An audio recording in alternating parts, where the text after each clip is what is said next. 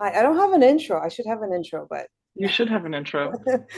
my name is Jovita Vidlovska, and I'm here. Well, this is my Substack, so people will know what my name is, but I'm here with Aga Makshmovska, the author of Becoming, a novel.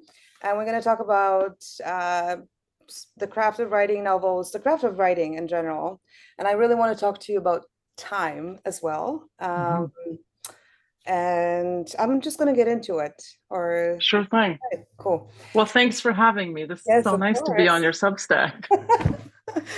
So you're my third interview, but second one I'm going to post. So this is exciting. I love the cover, by the way.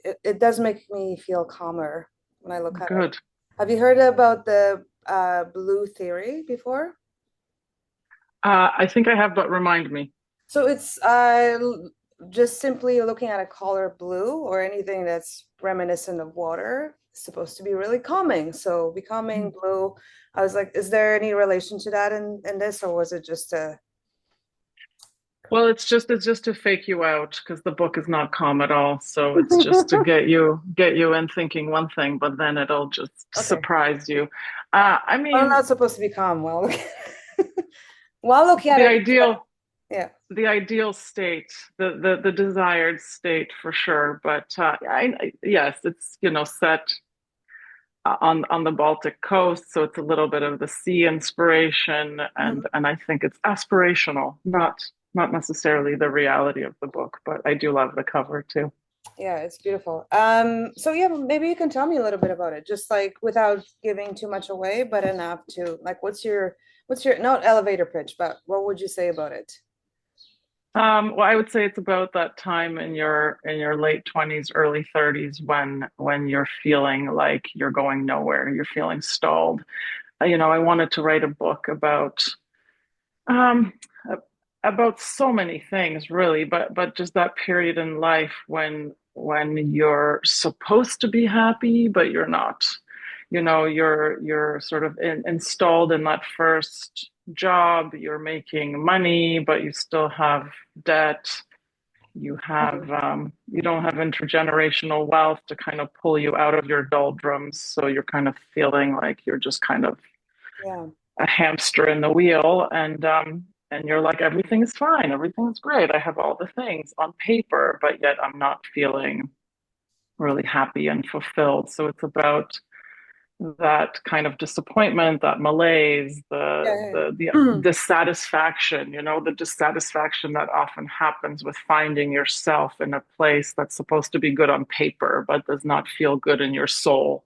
And then um, is it women specific, that particular feeling, or I don't think so. I don't think so because the two characters in the novel that kind of have the most kind of synergy are actually the main character, Gosha, and her father-in-law, Mhm. Phil, who are kind of bonded by their bad behavior, so to speak. Okay. And I think they're the most dissatisfied ones. But So that's and interesting because he's older, right? yeah, So, yes, so yes, it's almost like I'm just sort of riffing off it, but it's almost like the both are sort of not midlife, but maybe I guess mid adult and then midlife crisis or something like where they yeah, that's where sure, yeah. I just got to Phil, by the way, so I have yeah, I had a like a sinking feeling that there was going to be some bad behavior. yes, Um, yes. but I wanted to ask you, okay, so I know you a little bit, so I'm reading it Mhm. and I'm being like every reader that has ever pissed me off, where I'm like, oh, is this about Aga? Like, how much of it is, you in here? And when I get Hmm. asked that question, I tend to bristle because I've written both memoir and fiction, so I'm like, they're Hmm. quite separate. Uh, and I don't know if you hate this question, but how much of you is in this book? Yeah, Hmm. I mean, can you speak about that a little bit? I'm exactly like you. I also hate the question, Okay. but as a reader, I can empathize with the question. It's kind of a natural curiosity for sure. And my answer is always the same as yours. Like I have written both essays, short stories. I haven't written a memoir like you have, but I've certainly written Short memoir, yeah. creative nonfiction. And I think the exercise is so different, right? And like you, I think my undergrad is in journalism. I understand the difference between Mhm. fiction and nonfiction. So to me, the exercise is so different, the way I approach the writing, right? So how much of it is true? And so I kind of answer it with my favorite Jeanette Winterson quote, which is everything is true and none of it is true. That's a good quote. So I said that in about memoirs. yes, well, in insofar as Gosha and I share so many similarities, but like, I mean, Gosha is not me. Mhm, I mhm, write about um, things that feel emotionally true, and that, emotions or feelings I have felt, because mhm, otherwise I feel like I could not mhm, construct them on the page in like a believable way. mhm. Um, but the fun of fiction is you get to make stuff up, and I do it left, right, and center. Yeah. So I mean, a friend texted me the other day and said, "I find this so difficult because I know you, and I know this is not true." So I mean, it must be That's uncomfortable for interesting. people who No. know me, right? Yeah, because Yeah. it's like there's that, he also, the friend, likened it, which I was very flattered. In his comment, he likened the book to, I don't know if you know this book, The Things They Carried. No. It's a Vietnam War book, and in this book, the writer, Tim O'Brien, talks about story truth and actual truth. Mm, And so this idea of, story truth is like there is so much of me and my feelings in the book, but the plot points or the scenes are invented, right? These mhm, are not necessarily things that have happened to me, although some definitely have. mhm. But that's the fun of creating a novel, right? You're sort of writing it scene by scene, and then you think, well, what scene do I need to write or invent to kind of to create the fullness of the narrative that I'm trying to tell. So, um, I mean, the question I have with that is because I've heard a couple teachers, mentors, I guess, former mentors mhm, say that, that it's much more difficult to write about ideas and to really step out of yourself. So, mhm, whether women writing from a point of view of a man or mhm, whatever else it is. And and this was a criticism toward me that all my characters were fucked up women for the better, right.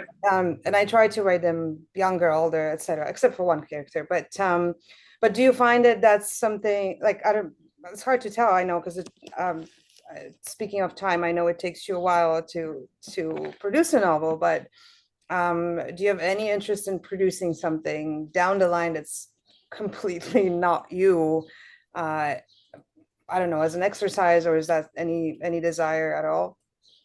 Yeah, absolutely. I think it's, I'm currently, and I don't know if it's actually going to go anywhere, but I'm writing a novel based on the life of the Polish poet Julian Tuwim, and Mm. I'm fictionalizing it, of course, and that's also, I'm having a bit of a hard time with this idea of like what am I allowed to do Oh, versus that's what am I not allowed to do? tell me Because if about you that. Stop. Tell me about right, that. tell me about that. Well, I mean, it feels like you're appropriating the life of Mhm. somebody, and especially if you're going to use their name, right? I mean, Yeah. many writers have done it so beautifully, and so I'm wondering now, it's like, do I, because I'm riffing so much on the actual things that happened in his Mhm. life, and I'm fictionalizing whole swaths of things. Like, for instance, Right. like his wife. I don't like the character of his wife in real life, so I've changed her persona. And I'm like, that's like, is that a problem? That's a bit of a problem. But I'm so moved by some of his life experiences, some Mhm. of his like ideological beliefs, his stubbornness on poetry, his total apolitical life in Poland, how he just refused to be political until it was too late. And Mhm. then he very much wanted to be political. Mhm. his complete, he was such a hypocrite in many ways, which I think is so human. Hmm. I think we are all such terrible hypocrites, but not outwardly. Outwardly, we don't want to admit it. And he's so fascinating to me, and so I'm and I find myself entering, scenes from his point of view with my own consciousness, with my own beliefs, Yeah. because I identify with him emotionally in Right. many ways, right? I identify with that like rejection of politics in many ways. I identify with his rejection of labels in many ways. Like I don't know. So then I judge myself and I think, oh, this must be bad Mhm. fiction because I'm not actually writing about him. I'm just writing about myself in this different persona. Yeah, I mean, So I don't know. it's interesting. And I mean, and what you're saying, I just think Mm, about, not to pat ourselves on the back as novelists or writers in general, but I think it does take a lot of courage to write and to, stand behind an idea, whether it's fictionalized historical figure mhm, or, completely made up woman in her early 30s, late 20s who's teaching at a mhm, private school in Toronto, whatever. Like, I just think mhm, it's I don't know how you are, but I found myself in the past like thinking that I didn't have a permission to write certain characters or certain situations. Like I haven't lived through them entirely, but I can imagine them. So yeah, I guess I don't know. This brings me to a question like, and it's so hard to answer. I don't know how I would answer it, but like, where does your, I don't know, creativity, inspiration come from? Like, is it because I've had experiences, especially with the last novel, Monster, where I mhm, felt it was, and I'm not religious in any way, but it felt like I was in that, mythical flow and like inspiration from like the not divine. It's not a divine book in any way, but so I'm just wondering about your, is there a flow or like where do you go when you write? How does that work for you? I mean, definitely there is. I can so identify with what you're saying. I am also not a religious person, but I think exactly what you're saying. Just like when you're running. Hmm. I did a lot of running during COVID and I've stopped because I hurt myself, but I was really into it and I would get into like I was addicted to like the runner's high. And I remember talking to like my brother and he was like, I don't feel the runner's high. I'm like, oh, really? I do very intensely. And I could liken it to, when I'm working on a project, whether it's a long one or a short one, and you do get into a state of flow and it's just everything is ticking, right? And it feels like a runner's high. Like you're not really feeling all the muscles hurting and all the oxygen Hmm. not arriving in your brain. Like you're just going. Hmm. And sometimes So in the wrong direction yeah. too. Yes, But in a certainly that moment, it happens feels too. amazing, right? And it's Yeah. like, as someone Yeah. who's definitely struggled with addiction publicly or not, but I can Hmm. tell that I'm like, this is the only time when I get into that state that I compare it to like, actually, there is no better high. Like, I mean, even MDMA Hmm. doesn't compare. Like, in many ways, it's like, because you create it yourself and you can stay in it, you can come back to it. Sometimes I get really resentful that I have to live regular life with like regular people and I have to Hmm. participate in my own life and with my own family and friends where I'm like mentally I'm entirely somewhere else. Do you get that at all? Yeah. Oh, totally. God forbid somebody interrupts you and then you're like, you Oh, are a you do. monster. Yes. You turn into a monster or like, Oh, yeah. Yeah. Yeah. Yeah. Like it's terrible. That's why I like writing at the library because okay. I don't like writing at home because if I'm writing at home and somebody interrupts me, it's bad. I'm like, the day is ruined. I'm like, no, you didn't let me finish. I didn't wrap it up. I'm, and I'm, and I'm, and I'm snarky and I'm impatient and I feel like, Mm, whereas at the library, I feel like, okay, I'm only going to leave once I've done okay, what I needed to do for the day. that's cool. Um, yeah, and I think I like the seclusion away from my own space because it does feel like the exercise is separate from my daily life. Mm-hmm. and I live my daily life at home or at work. Yeah. So I have to go to the third place, right? So the Yeah, third place I'm being the like this. library. Yeah, I'm more of a slutty writer. I write wherever I can. So I'm and Well, which is probably why you're so prolific and you produce much more than I do. I yeah, am I'm a precious writer, which means that I have 14 years between let's novels. talk about that. I wanted to because I read Giant and I have to say like I and you know about my heads up when I said, I haven't read full book and I have read two in 2 years and this is very embarrassing. I said I don't blurb, I don't review, I can't like because Hmm. I've lost my concentration. Thank you, hormones and perimenopause. But I'm getting into your book, and it is a slow read, but it's so much more sophisticated and disciplined and paced. Like, I mean, I'm reading with this. I'm like, oh my God, like stay this way. Like, I'm just enjoying it so much. Like, and sort of a debut book of anyone is like, I mean, yours was beautiful, it was full of feeling, but it was raw, like in many ways. And this one Hmm. is like definitely like I don't know, like the word discipline keep comes to mind. So you're saying it's 14 years. So what happened in those 14? Like when did you start? I don't know. No, I don't mean like in your personal Well, life. No, I what, yeah. Well, listen, first of all, I'm a writer whose full-time job is not writing. yes. So I work as a high school teacher and a guidance counselor. So I have a day job that's not writing. I mean, I would love my job to someday be only writing, but one day. So in the 14 years since Giant came out, the other thing is that I've had two kids. So my kids are 11 and 14. So do the math. Yeah. So Giant came out when my first child was 3 months old. So that was a bit of a trip. And then, between the two books, full disclosure, I did try to write two other books, and they were both, manuscripts that one that really truly went nowhere, and I will never revisit it. It was just an exercise in doing something different, like you said. So I kind of love the question. I did try to write from a different point of view.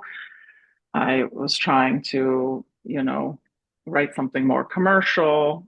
I gave it to a trusted first reader whose response was basically like, "Who wrote this?" It was just like, wasn't good. I mean, it was fine, I think. I mean, their feedback was like, Self-publish it under a yeah, pseudonym. Stop it. publish it under a pseudonym. No, bad. I And did then that during the I pandemic and it worked. So yeah, yeah. No, oh, it wasn't. good. I mean, I self-published what's now Hmm. known as Romantasy, and Hmm. I was offended at how many copies I sold because there were more copies than my traditionally published books. I took it off internet, but yeah. Yeah. Anyway, sorry, Oh wow. I'm Well, no, distracted. I didn't do that, and then I started writing something that I guess in a way kind of morphed into Becoming eventually, but not really. I mean, Becoming took so many different twists and turns. I really started writing.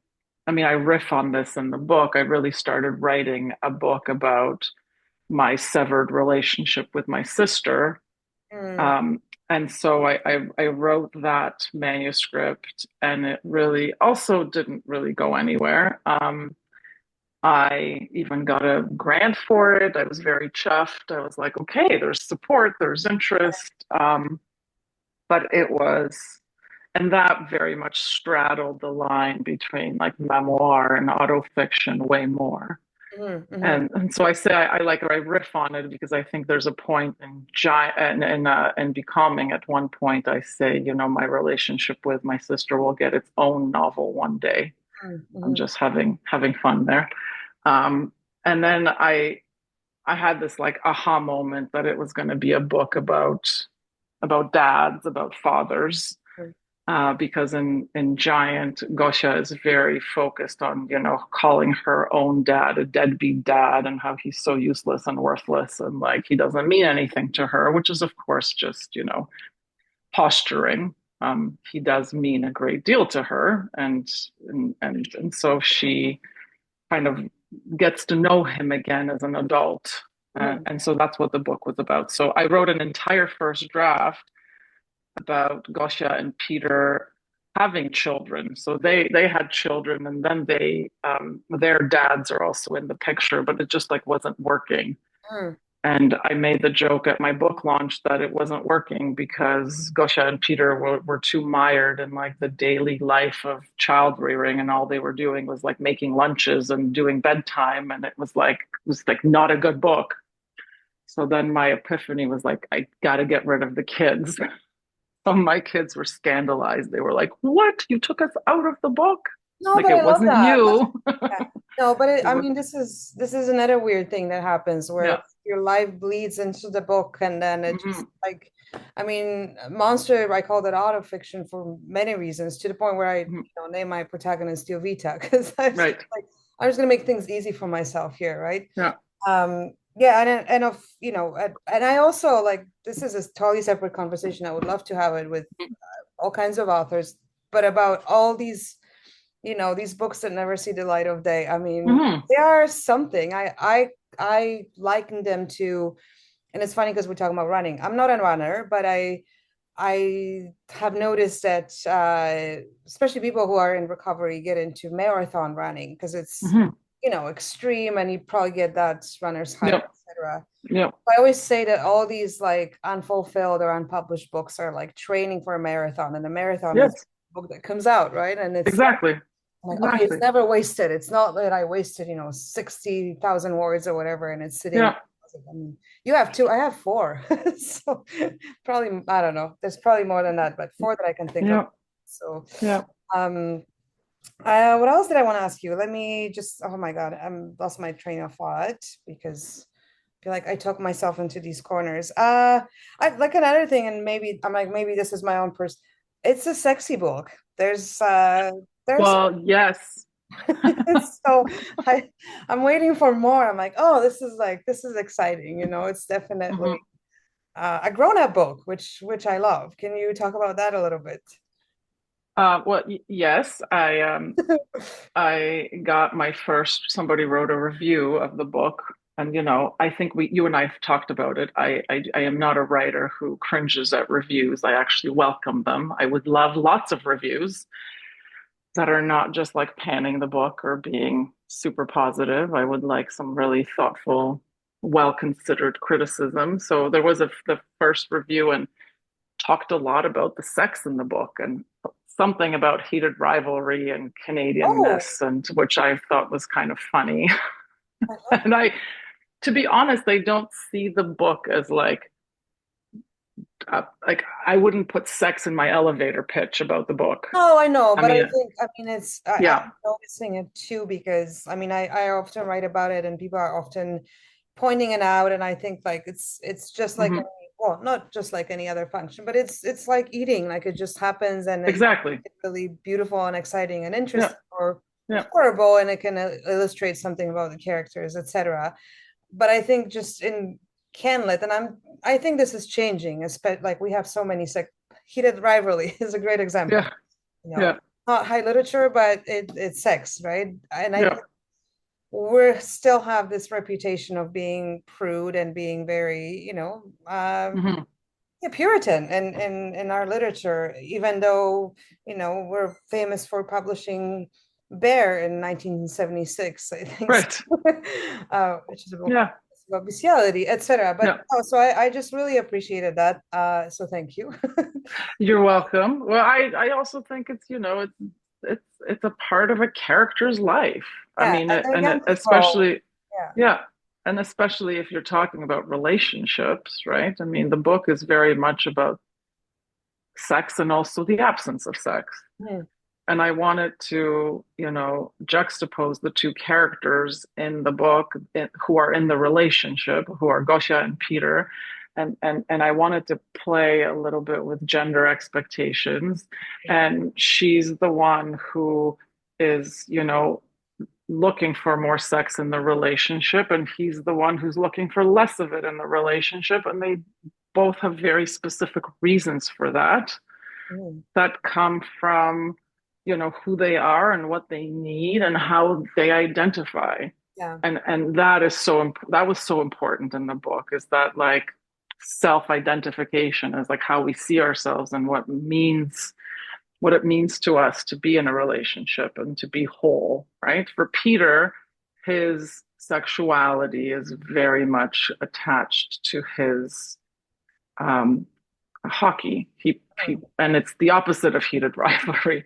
He very much actively rejects some of the hockey jock stereotypes and the way that he was raised through the sport, through college hockey and university and that whole culture of the hockey bro and how sexuality plays into that. And for Gosha, who is a bisexual character in a straight relationship by choice, right? For her, desire is a lot bigger and more complicated than for him.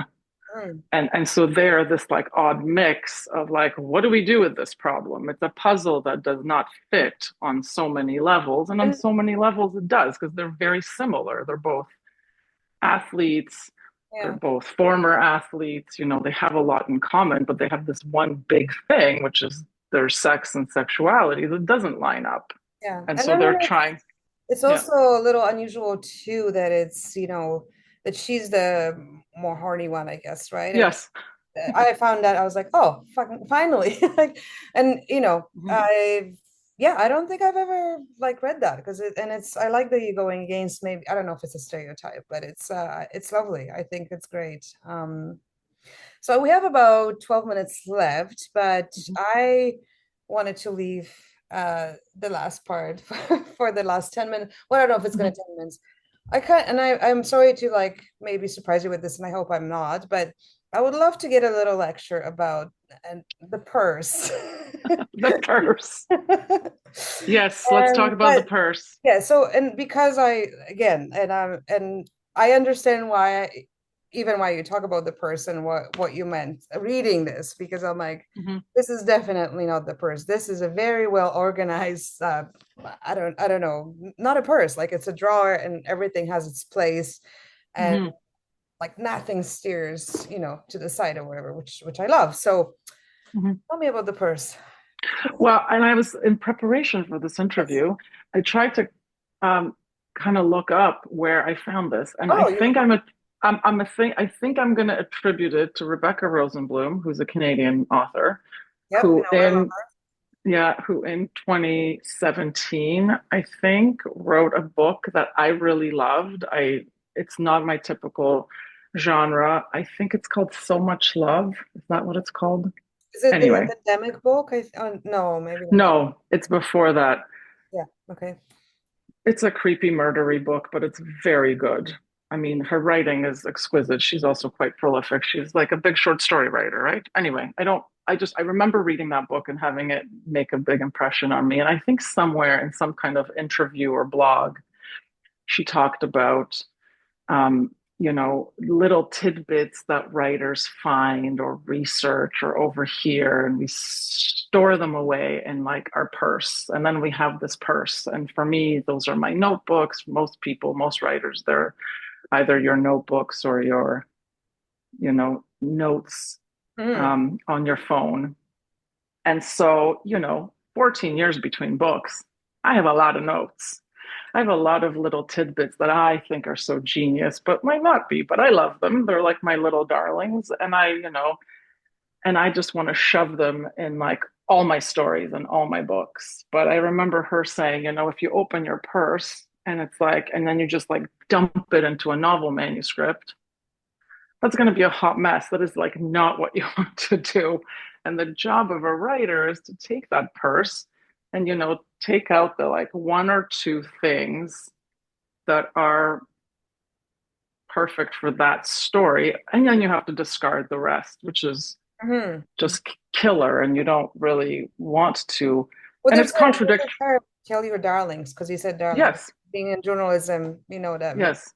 I don't know Sure. how did you feel the first time you heard it? I was horrified. Well, I mean, that's, Faulkner, whatever. I mean, have I ever read anything by Faulkner cover to cover? I don't think I have, but I mean, I get it. Kill your darlings. Like you have a sentence that you really love, but I think he meant it more in terms of like prose and like writing a beautiful sentence or a piece of description, but I think Rebecca Rosenblum meant it more like, little tidbits of research. That's the other thing that Oh, drives that's me okay. crazy in prose. Like, I hate over researched books. I Mm, don't want to read a book that feels like a Wikipedia page, right? Like, I don't really care. That's not why I read. I don't want you to educate me on like, and I felt myself sometimes doing that. Like I was like researching, the salinity of the Baltic Sea and all this stuff and like what's in it. And I was like, oh, don't put all that stuff in there. Nobody right. needs to know all that stuff. Yeah. So that's the hard work of a writer is you have to go through all your notes and I mean and just chuck stuff away, like just clean out your purse and just keep the couple of things that really suit the Mhm. story that you're trying to tell, because it's not about, showing off or showing your reader how much you know. That's Yeah, and then terrible. you can very often tell when a reader is Mhm. showboating, right? That's what I like. Yeah, Oh, they're just yeah, too impressed. It's yeah. I never thought of this like over researched books. I don't think I'm doing it in the last memoir. I probably did it Mhm. because it made sense because I talked about shame and all the psychological reasons for it. But I feel the same way. It really turns me off. I kind of want to like I like dialogue. I don't know. I like scenes, like scene after scene I dialogue. do too. And I think So that's fun. also yeah, I think that's the strength of Unshaming. And I think I told you, like a lot of your research comes in the footnotes, Yeah, yeah. So which like, I have to read it. but actually, like it's actually great for a reader because if I'm like really into a scene, sometimes I ignored the footnotes. Sorry. And sometimes I would actually go back and read them later Yeah, because no, I wanted to be immersed in a scene and I wanted to get to the end of it. And then I would only after I had like this emotional satisfaction of like, oh, I got through the scene, then I would go back and like, no. but I think in memoir, like the research really works because you're Well, writing yeah. Yeah, about I mean, something that I the reason why it is a memoir was because I yeah. had a very full purse. Like I started doing Right. so much research on shame, Yeah. and I got to, I think it was like cultural shame, where I was like, oh my Hmm. God, I'm gonna have to go to Japan or at least find somebody from there because shame is perceived differently. And it was my partner at the time who told me,